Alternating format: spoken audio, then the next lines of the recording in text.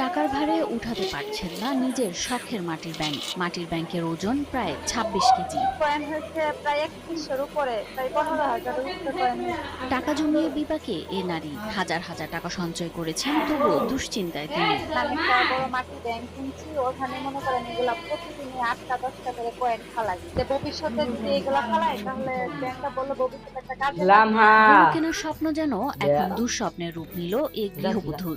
জমানো টাকাই যেন এখন তার গলার কাটা হয়ে দাঁড়ালো।